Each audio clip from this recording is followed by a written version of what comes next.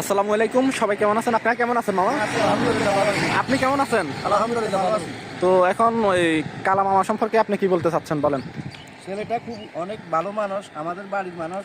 হ্যাঁ, এই ছেলেটার এই বউটা চলে গেছে, বউ তেমন সুবিধা ছিল না, কাম কাজ করতো না, সে খারাপ রিলেশন আছিল। হ্যাঁ, আমার জানা মতো আমি নিজে অনেকদিন দেখছি অনেক ছেলের সঙ্গে। এ জানা মতে এ দুটা ছেলে সন্তান নিয়ে বাকি চলে গেছে। এখন বাইরে গিয়ে অসহায়, খুব রান্না বাই খাওয়া দাওয়া অনেক কষ্ট।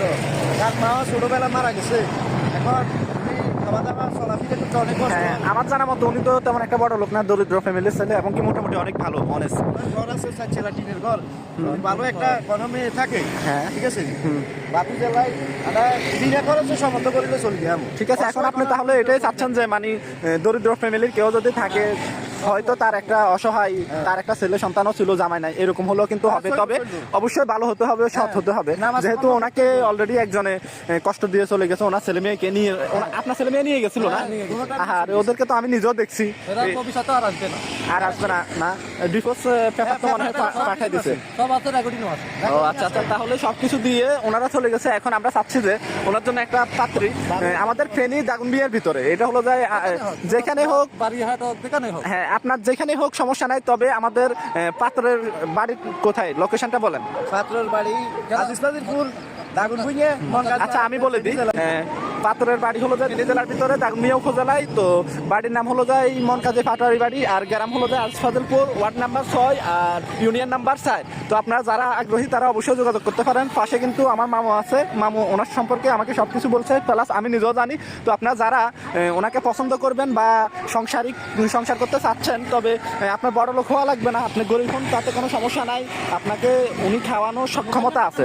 হ্যাঁ, মোবাইল নাম্বারটা আমরা দিয়ে দেবো। তো আপনারা কেউ যদি ওনাকে বিয়ে করতে আগ্রহী হন, অবশ্যই আমাদের দেওয়া নাম্বারে যোগাযোগ করবেন। উনি খুবই অনেস্ট পার্সন।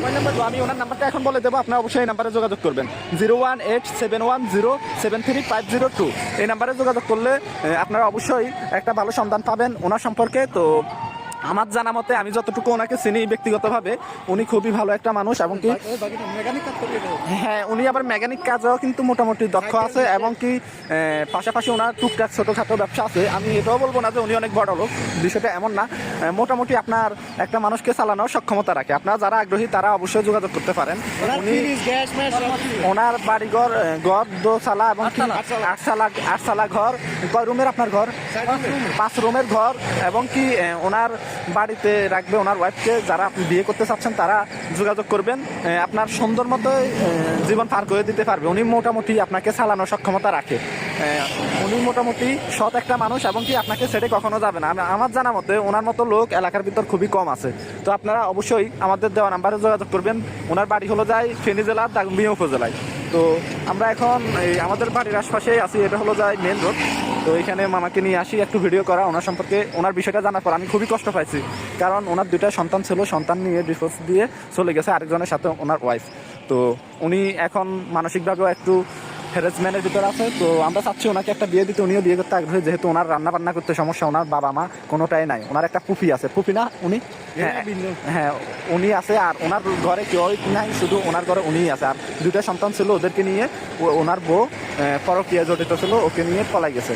সো আমাদের ভিডিও আজকের এ পর্যন্ত। আর আমাদের উপরে কিন্তু নাম্বার দেওয়া থাকবে, নাম্বারে যোগাযোগ করতে পারেন। ওকে, আল্লাহ হাফেজ।